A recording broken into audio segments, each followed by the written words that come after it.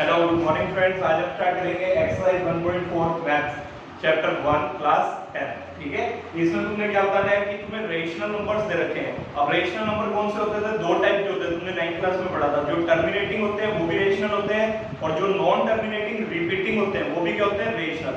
और इरेशनल कौन से होते हैं? जो नॉन रिपीटिंग, जो नॉन टर्मिनेटिंग, नॉन रिपीटिंग। ठीक है, इरेशनल होते हैं non terminating, non repeating, decimal, expansion.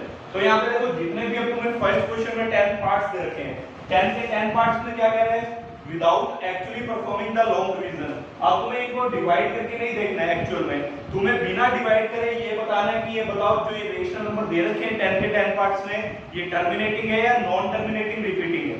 क्योंकि रेशनल नंबर कौन से होते हैं? टर्मिनेटिंग और नॉन टर्मिनेटिंग रिपीटिंग। अब ये सारे 10 के 10 उसने पार्ट रेशनल नंबर दे रखे हैं, बट उसमें तुमने अलग अलग करके बताना है कि टर्मिनेटिंग कौन सा, नॉन टर्मिनेटिंग, रिपीटिंग कौन सा है। ठीक है, तो इसको कैसे बताएंगे? अगर तुम्हें कभी भी टर्मिनेटिंग बताना है तो तुमने क्या करना है, इसमें थ्योरम है उसके अकॉर्डिंग काम करेंगे। कैसे? अब यहाँ पे देखो, ये रेशनल नंबर है p बाय q की फॉर्म में, p बाय q की फॉर्म में। हमेशा तुमने क्या करना है, q के फैक्टर्स निकालो। क्या निकालो? फैक्टर्स, प्राइम फैक्टर्स निकाल सकते हो। अगर तुम्हारा डिनोमिनेटर में या तो 2 और 5 की कुछ पावर आ जाए, या सिर्फ 2 की पावर आए, या सिर्फ 5 की पावर आए। मैं क्या कह रहा हूं, डिनोमिनेटर में जब तुम इसकी प्राइम फैक्टराइजेशन करोगे, या तो सिर्फ 2 और 5 आए, या सिर्फ 2 आए, या सिर्फ क्या है 5। अब इस तरह 2 का मतलब सिर्फ ये नहीं है कि 2 की पावर नहीं हो सकता, मतलब बेस 2 होना चाहिए, पावर तो कुछ भी हो सकती है। ठीक है, ऐसे यहाँ पे भी 2 और 5 में पावर कुछ भी हो, बट 2 और 5 जरूर होना चाहिए। ऐसे यहाँ पे सिर्फ 5 हो। तो तीन कंडीशन है। अगर तुम्हारे डिनोमिनेटर में मतलब q वाली जगह q अगर 2 या 5 की फॉर्म में है, सिर्फ या अकेला 2 है या अकेला 5 है, तो वो तुम्हारा नंबर क्या होगा? Terminating decimal expansion, otherwise non terminating repeating. कैसे? यहाँ पे देखना, अगर यहाँ पे नहीं क्लियर है तो आप देखो क्वेश्चन में क्लियर हो जाएगा जो मैंने बोला। कैसे? देखो, तुम्हें दिया हुआ था 13 डिवाइड बाय 3125। पहले तो ये चेक करा करो ये नंबर कट रहे हैं नहीं कट रहे आपस में। अगर कैंसिल हो रहे हैं तो उनको कैंसिल करोगे। ठीक है, अब नहीं, और अब ऊपर वाले नंबर से कोई लेना देना नहीं है, नीचे वाले का क्या करोगे? Prime factorisation. 3125 का करोगे तो क्या आ रहा है? 5 625 पे, फिर 5 125 पे, 525 पे, 5 5 5 5 पे 1। ठीक है, और 5 कितने टाइम्स आया? 5 टाइम्स। अब मैंने तुम्हें कहा था टर्मिनेटिंग होने के लिए या तो डिनोमिनेटर में सिर्फ 2 या सिर्फ 5, या 2 और 5 दोनों।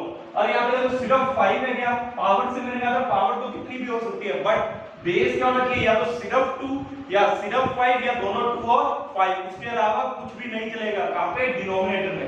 अब यहाँ पे देखो, हमारी फॉर्म हमें बोला जाता है 2 की पावर m इंटू 5 की पावर n में अगर नीचे डिनोमिनेटर बन रहा है तो उसको हम टर्मिनेटिंग बोलते हैं। अब ये m और n का क्या मतलब है? m 2 की पावर कुछ भी हो सकती है, इसलिए m लिख दिया। 5 की पावर भी कुछ भी हो सकती है, तो क्या लिख दिया? n। अब यहाँ पे देखो, सिर्फ 5 की पावर 5 है, मतलब n तो कितना हो गया? 5, बट यहाँ पे 2 नहीं है, पर मैं इसको इस फॉर्म में लिख सकता हूँ क्या? अगर मैं किसी भी चीज की पावर 0 लिखता हूँ तो क्या होती है? 1। तो अब ये देखो, यही फॉर्म नहीं बन गया 2 की पावर m इंटू 5 की पावर n। तो अगर ये फॉर्म नीचे तुम्हारे डिनोमिनेटर में बन रही होती है 2 की पावर m इंटू 5 की पावर n, वो नंबर कैसा होता है? Terminating decimal expansion. तो ये बात क्लियर है? 2 की पावर 0 इंटू 5 की पावर 5। तो हमने इसको इस फॉर्म में लिख दिया। क्यों? क्योंकि जो पावर की, अगर पावर में 0 आ जाती है तो वो चीज क्या बन जाती है? 1। क्लियर है? नाउ सेकंड पार्ट देखो, अब सिंपल अगर ये चीज समझ आ गई बिल्कुल आसानी से हो जाएगा। सेकंड देखो, 17 बाय 8 है। पहले देखो नंबर कैंसिल हो रहे हैं? नहीं हो रहे। 17 प्राइम नंबर है। 8 के फैक्टर निकालोगे, 2 इंटू 2 इंटू 2, 2 की पावर 3। अब मैंने कहा था डिनोमिनेटर में या तो सिर्फ 2 हो या 5 हो, या 2 और 5 दोनों। अब सिर्फ 2 है, अब पावर है 3। ये मत सोच लेना 3 की तो आंसर आपने 2, मैं बेस की बात कर रहा हूं। 2 पे बेस में क्या होना चाहिए? 2 5। ठीक है, अब बेस में तो 2 ही है, बट पावर 3 है, उससे कोई दिक्कत नहीं है। तो हमें हमेशा फॉर्म कौन सी बनानी होती है? 2 की पावर m इंटू 5 की पावर n। अब 2 की पावर तो 3 है, बट 5 की पावर नहीं है, तो उसको मैं लिख सकता हूं 5 की पावर 0। 5 की पावर 0 क्या होता है? 1। तो 5 की पावर 0। अब ये पूरी तरह इसी फॉर्म में बन रही है क्या? अगर इस फॉर्म में बने तो वो नंबर कैसा होता है? टर्मिनेटिंग। तो ये भी क्या हो गया? Second part terminating. थर्ड ये जब तुम फैक्टर निकालोगे, पहले तो कैंसिल हो रहा है? नहीं हो रहा। 455 के फैक्टर निकालो, ये तुम्हारे आगे 3 5 7 और 13। अब मैंने तुम्हें कहा था या तो सिर्फ डिनोमिनेटर में क्या होना चाहिए, या 2 या सिर्फ 5। अब यहाँ पे देखो 5 के अलावा भी क्या आ गया, 7 आ गया, 13 आ गया। तो ये टर्मिनेटिंग हो गया, नॉन टर्मिनेटिंग रिपीटिंग होगा। Yes, non terminating repeating decimal expansion. क्या लिखोगे, because it is not in the form of 2 की पावर m into 5 की पावर n। यहाँ पे क्या लिखोगे, it is in the form of 2 की पावर m into 5 की power n, so it is terminating decimal expansion. But यहाँ पे क्या है, it is not in the form of 2 की पावर m into 5 की पावर n। ठीक है, फोर्थ पार्ट देखो। अब फोर्थ में 15/1600 था, ये 5 से दिख रहा था कैंसिल हो रहा था, पहले कैंसिल कर दिया। 5 3 जा 320, 320 के जब फैक्टर्स निकाले तो क्या है, 2 की पावर 6 into 5 की पावर 1। अब ये उसी फॉर्म में है 2 की पावर m into 5 की पावर n।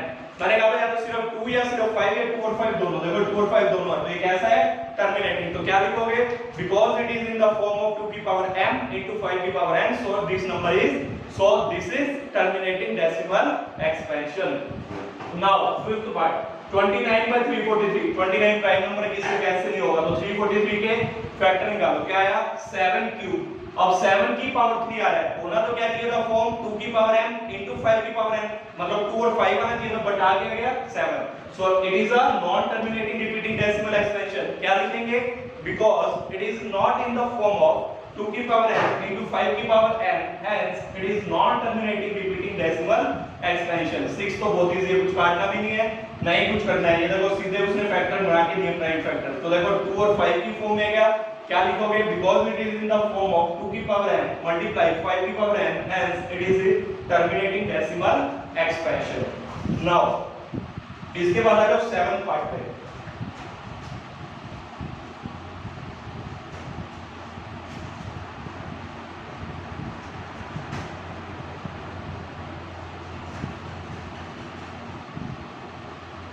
देखो 7 पॉइंट में क्या कह रहा है, 129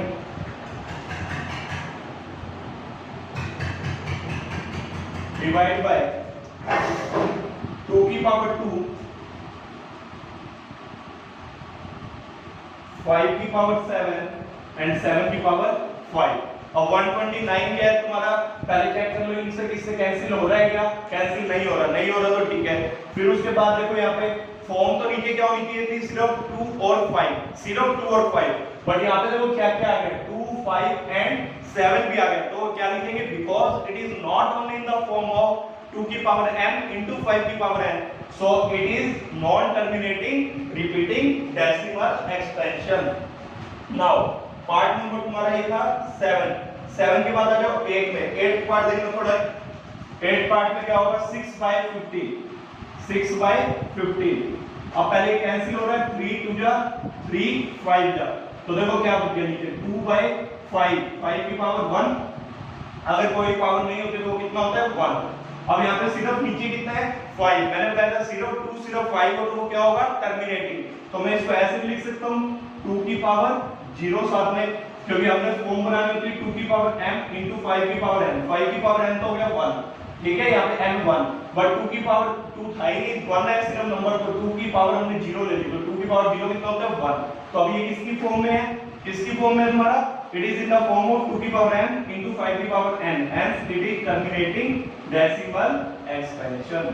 now 9th part, 35/50, 35/50, 5 7 जा 5 10 जा, 10 के फैक्टर बनाओ 2 और 5। यहाँ पे तो क्लियरली दिख रहा है, it is in the form of 2 की पावर m into 5 की power n, hence it is a terminating decimal expansion। 10th part देखो 77/210। अब ये किसी में कैंसिल नहीं हो रहा है, क्या हो रहा है, 7 पे 7 11 जा पे और 7 30। अब 30 के फैक्टर निकालो, 3 10 जा 2 5 जा और 5 1 जा, तो ये कितना आ गया, 2 into 3 into 5। यहाँ पे देखो अब ये सिर्फ 2 और 5 की फॉर्म में है क्या, नहीं, 3 भी आ गया बीच में। सो क्या लिखेंगे, because it is not in the form of only 2 की पावर m into 5 की power n, so it is a non terminating repeating decimal expansion। clear? now second question पे आ जाओ।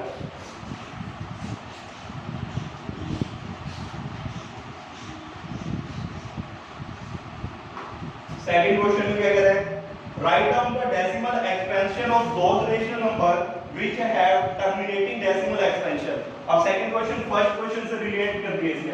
फर्स्ट क्वेश्चन में जितने भी तुम्हारे टर्मिनेटिंग आए थे, टर्मिनेटिंग रेशनल नंबर थे, उनको सबको डेसिमल एक्सपेंशन फॉर्म में शो करो। तो कैसे करेंगे देखना, बिल्कुल इजी है।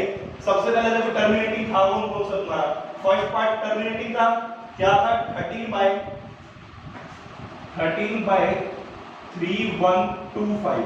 अब इसको किस फॉर्म में लिखा हुआ था तुमने, इसकी 5 की पावर कितनी आएगी, 5 5 जा 625, 5 125, 5 25, 5 5 5 और 1, 5 की पावर कितना आया था 5। अब तुमने क्या करना है क्वेश्चन में, यहां पे देखो, अब तुम्हारी चीज ये बनी थी 13/5 की पावर 5, ये टर्मिनेटिंग था क्योंकि सिर्फ नीचे क्या था 5। अब तुमने इसको डेसिमल एक्सपेंशन की जब भी फॉर्म में शो करना होगा तो सबसे पहले देखो क्या होगा, मैं तीन रूल बताता हूं। जैसे तुम्हारा लिखा होता है 13/5 का स्क्वायर, या तुम्हारा लिखा होता है 13/2 into 5 का स्क्वायर, या तुम्हारा लिखा होता है 13/2 का स्क्वायर। अब यहाँ पे देखो तीनों कंडीशन बता दी। अगर सिर्फ 5 हो तो कैसे करेंगे, अगर दोनों हो तो कैसे करेंगे, अगर सिर्फ 2 स्क्वायर हो तो कैसे करेंगे, या फिर अगर ऐसे लिखा हो तो कैसे करेंगे। अब तुमने हमेशा क्या करना है, नीचे जो नीचे तुम्हारी फॉर्म थी वो क्या थी 2 पावर m into 5 की पावर n। अब यहाँ पे देखो जो पावर तुम्हारी 5 की यहाँ पे है या 2 की होगी, जिसकी भी जो पावर है अगर सिंगल डिजिट है तुम्हारा, जैसे यहाँ पे सिर्फ 5 है तो यहाँ पे पावर कितनी है 5 की 2, तो तुमने क्या करना है यहाँ पे 2 की पावर 2 से भी मल्टीप्लाई करोगे, ठीक है।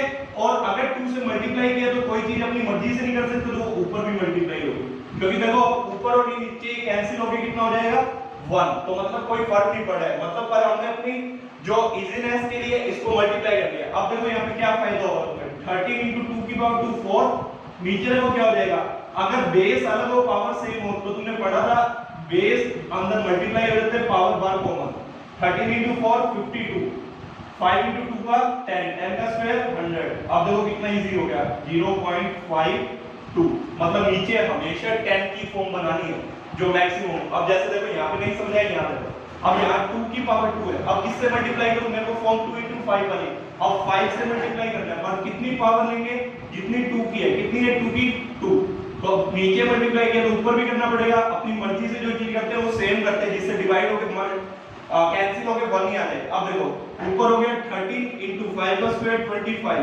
नीचे 2 का स्क्वायर और 5 का स्क्वायर 2 into 5 का स्क्वायर, 13 into 25 जैसे आ गया 65 32, और नीचे हो गया 10 का स्क्वायर 100, तो ये आंसर कितना आ गया 3.25, बिना डिवाइड करे देखो कितना इजी हो गया। ऐसे इसको देखो, अगर तुम्हारा दोनों दे रखे हो, अब तुम्हें कैसे पता लगेगा कि हमने क्या करना है, तो तुमने क्या करना है, यहाँ पे देखो 2 की पावर 2 है बट 5 की पावर कितनी है 1, बट मेरे को 5 की पावर भी जो मैक्सिमम पावर होगी उतनी पावर बनानी है, और 5 की पावर 1 है 2 की पावर 2 है, तो मैक्सिमम कौन सी 2, तो यहाँ पे भी अगर 2 बनाना है तो किससे मल्टीप्लाई करना पड़ेगा, 1 5 और से, तो अगर अपनी मर्जी से मल्टीप्लाई किया तो ऊपर भी करना पड़ेगा। अब यहाँ पे देखो 13 into 5, नीचे हो गया 2 की पावर 2, 5 की पावर 1 into 5 की पावर 1, 5 की पावर 2, 13 into 5 65, 2 into 5 10, 10 का स्क्वायर 100, 100 से जब डिवाइड करोगे तो कितना आएगा 0.65। सिमिलरली इसमें यहाँ पे 2 की पावर 1 है 5 की 2, मैक्सिमम किसकी है 5 की, तो 2 से मल्टीप्लाई कर दो 1 से और 1 से डिवाइड, तो ऊपर हो जाएगा 26, नीचे हो जाएगा 100, तो 0.26। अब इसी के बेसिस पे देखना सारे क्वेश्चन करेंगे, अब ये हो जाएगा तुम्हें।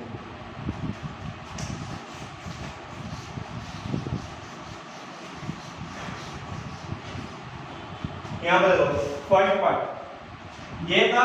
अब यहाँ पे 10 बनाने तुम्हें किससे मल्टीप्लाई करने पड़ेगा, जितनी पावर है, तो 2 की पावर 5 से और ऊपर भी 2 की पावर 5 से। ऊपर तो देखो क्या हो गया 2 की पावर 5 कितना होता है 2 into 2 4 8 16 32 हो गया। नीचे अगर पावर सेम हो बेस अलग हो तो बेस मल्टीप्लाई करते हैं पावर कॉमन आ जाती है, तो 5 into 2 की पावर 5, 13 को इससे मल्टीप्लाई करो 26 2 4 1 6, तो 10 की पावर 5, तो ये देखो कितना हो जाएगा 4 1 6 1 2 3 4 5।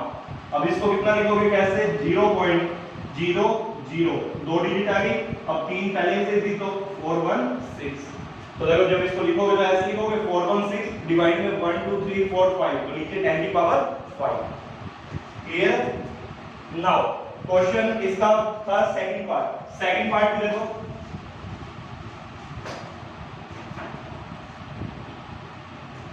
सेकंड पार्ट में क्या था तुम्हारा, 8 मिनट सॉरी 17/8। सेकंड पार्ट है 17/8। 8 के लिए क्या किया था, 2 का क्यूब। अब यहाँ पे 2 की पावर 2 into 5 की फॉर्म में लाना है, तो इससे मल्टीप्लाई करेंगे 5 पर कितना 5 क्यूब, तो ये पावर 3 है। तो अपनी मर्जी से किया तो ऊपर भी सेम नंबर से। अब ये देखो 17 into 5 into 5 25 into 125, नीचे हो जाएगा 2 into 5 की पावर 3। जब इसको इससे मल्टीप्लाई करोगे 17 5 या 85, 8 34 और 8 42 4 21, नीचे हो जाएगा 10 की पावर 3000। अब इसको कैसे लिखोगे, 2.125। ये हो गया तुम्हारा सेकंड का आंसर। क्लियर है? नाउ फोर्थ पार्ट क्या था तुम्हारा, 15/1600। 15/1600 5 3 जब तुमने कैंसिल किया था ये 320। इसके क्या फैक्टर आए थे, 160 80 40 20 10 5 और 5 बन जाए। तो यहाँ पे 3/320 को कैसे लिख सकते हैं, 2 की पावर 6 into 5 की पावर 1। अब यहाँ पे देखो मैक्सिमम पावर कितनी है, 6, तो इसकी भी पावर कितनी बनाएंगे, 6, बट एक 5 ऑलरेडी है, तो कितने और 5 लाने हैं, 5 5 और लाने हैं। तो 5 की पावर 5 से मल्टीप्लाई किया, अपनी मर्जी से किया तो ऊपर भी करना पड़ेगा। अब ये देखो 3 into 5 की पावर 5 और नीचे क्या हो जाएगा 2 की पावर 6 into 5 की पावर 6। अब जब इसको ऊपर लिखोगे ये तुम्हारा मल्टीप्लाई करने पे आ जाएगा, या करके देख लो, 5 5 25 125 625 625 into 5 3125। तो 3125 को 3 से करोगे 15 6 7 3 9 9375। ऊपर वाला सोल्व करने पे आ रहा है 9375 और नीचे 10 की पावर 6। तो मैं इसको ऐसे लिख सकता हूं 456। तो अब इसको कैसे लिखोगे, 0.00937 तो ये तुम्हारा क्या हो जाएगा आंसर, सेकंड का third part. Clear? Now third के बाद था सिक्स्थ पार्ट। सिक्स्थ पार्ट पे आता, सिक्स्थ पार्ट में तुम्हारा ये तो इजी था। सिक्स्थ पार्ट देखो 23/2 का क्यूब और 5 का स्क्वायर। अब पावर मैक्सिमम 3 है तो यहां भी 3 बनानी पड़ेगी, तो इससे मल्टीप्लाई करूंगा 5 से हो तो 1 से नीचे किया तो 1 से ऊपर 25 3 into 3 23 into 5 115 नीचे हो जाएगा 2 क्यूब into 5 क्यूब, तो ये क्या हो जाएगा 10 का क्यूब 1000, तो ये कितना आ जाएगा आंसर 0.115। क्लियर है? नाउ तुम्हारा था 8th पार्ट। 8th पार्ट में क्या था 6/15 तुमने कैंसिल किया था 3 2 जा 3 5 जा। अब यहाँ पे देखो सिर्फ 5 है, 5 की पावर कितना है 1, तो अब तुम्हें 2 लाना पड़ेगा, तो 2 की पावर 1 से नीचे और 2 की पावर 1 से ऊपर, तो हो जाएगा 4 5 into 2 10, तो 4/10 0.4। Now question number 9। 9th part में देखो क्या था 35/50 5 7 जा 5 10 जा 10 का, तो इसका तो वही सिंपल ही बन गया। देखो इसका तो क्या बन गया 7/10, नीचे ऑलरेडी 10 है तो अब करने की जरूरत नहीं है, तो इसको डायरेक्ट लिख सकते हैं 0.7। क्लियर? नाउ थर्ड क्वेश्चन पे आ जाओ। ये बिल्कुल इजी क्वेश्चन है, इसका कांसेप्ट क्लियर होना चाहिए। इसका 1 मार्क्स क्वेश्चन बनता है, तुम्हारे एमसीक्यूज आते हैं ना 20 पेपर में, वहां पे ये एमसीक्यूज में पूछे होंगे। अब देखो question number 3, the following real numbers have decimal expansion as in each case decide whether they are rational or not। पहले केस में तो तुमने ये बताना कि ये नंबर रेशनल है या नहीं, तो रेशनल होने के लिए नंबर कैसा होना चाहिए, टर्मिनेटिंग और या फिर नॉन टर्मिनेटिंग रिपीटिंग, और इरेशनल के लिए non terminating non repeating. Now उसके बाद कह रहा है कि ये रेशनल है तो इसको p/q की फॉर्म में लिख के दिखाओ। And what we can say about the prime factor of q, तो हम क्या कह सकते हैं उस प्राइम फैक्टर q के बारे में, ठीक है, उसके बारे में क्या कंडीशन बता सकते हैं। तो देखो फर्स्ट पार्ट में क्या है 4 3 1 2 3 4 5 6 7 8 9 ये दे रहा है। अब यहाँ पे देखो ये नंबर खत्म हो गए, ना ये डैश डैश है ना ऊपर बार है, इसका मतलब ये नंबर खत्म हो गया, तो ये कौन सा नंबर है? Terminating, because it is terminating decimal expansion, so it is a rational number, अब वो कह रहे हैं इसको p by q की फॉर्म में लिख के दिखाओ, तो कैसे लिख दोगे p by q की फॉर्म में? 43 पॉइंट है, पॉइंट हटा दो, उतनी नीचे जीरो आ जाएगी। अब सेम नंबर लिख दो 1 2 3 4 5 6 7 8 9, अब नीचे कितनी जीरो आ जाएंगी? 1 2 3 4 5 6 7 8 9, तो कैसे लिखोगे? 1 2 3 4 5 6 7 8 9, ठीक है। अब तुम्हें एक चीज पता है, जब भी नंबर टर्मिनेटिंग डेसिमल एक्सपेंशन होता है, अभी तुमने फर्स्ट क्वेश्चन में किया कि अगर तुम्हारा रेशनल नंबर है बट वो टर्मिनेटिंग डेसिमल एक्सपेंशन है, सिर्फ टर्मिनेटिंग, तो उसके नीचे वाली जो q की फॉर्म होती है वो क्या होती है? 2 into 5 की फॉर्म बनती है। तो यहाँ पे देखो ये तो हो गया p by q की फॉर्म में। अब q के बारे में क्या बता सकते हैं? यहाँ पे देखो q को मैं ऐसे लिख सकता हूँ, इसको 1 2 3 4 5 6 7 8 9, अब 10 की पावर 9 है, 10 की पावर 9 है, मतलब मैं इसको ऐसे लिख सकता हूँ 2 into 5 की पावर 9, जब भी देखो 2 into 5 के 10 की पावर 9, क्योंकि हम उसी फॉर्म में बना रहे हैं, 2 की पावर m into 5 की पावर है, तो इसको क्या लिख सकता हूँ? 2 की पावर 9 into 5 की पावर 9। तुमने ऐसे किया था भाई, अगर पावर सेम है तो अंदर ये मल्टीप्लाई 2 into 5 और ऊपर क्या लिखती थी? 9, तो यहाँ पे क्या लिखोगे? q किस फॉर्म में आ गया? 2 की पावर 9 into 5 की पावर 9, ठीक है। तो अब देखो इसने तीन पार्ट पूछे थे, पहले पार्ट में क्या पूछा था? ये बताओ ये रेशनल नंबर है या नहीं, तो तुम लिखोगे टर्मिनेटिंग है तो ये रेशनल हो गया। सेकंड पार्ट में क्या पूछा? p by q की फॉर्म में लिख के बताओ, तो यही वाली तुम्हारी कौन सी फॉर्म हो गई? p by q। अब तुम्हारा q किसके इक्वल हुआ था? इसके इक्वल, बट तुम इसको कैसे लिख सकते हो? 2 की पावर 9 into 5 की पावर 9, तो तुमने यही शो करना था, तो तुम्हारा ये हो गया, ठीक है। क्वेश्चन q की क्या लिखोगे? q is equal to this and whose factors are 2 to the power 9 into 5 की power 9, clear. Now second part पे आ जाओ, सेकंड बिल्कुल सिंपल है, तुम भी बता सकते हो।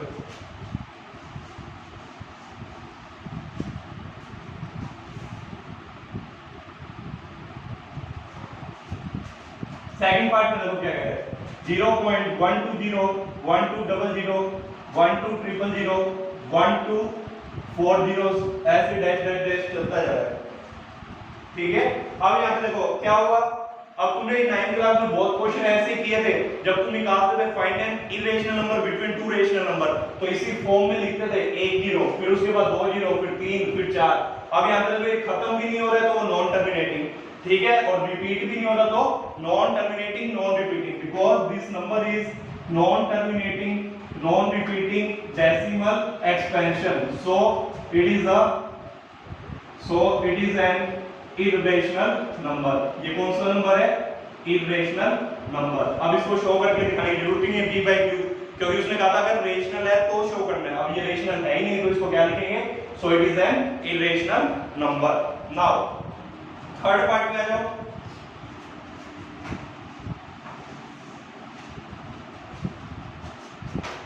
थर्ड पार्ट में बोल रहे थे ये थोड़ा बढ़िया पार्ट है, 9 से रिलेट कर देता है, तो इसलिए इसको ध्यान से देखना।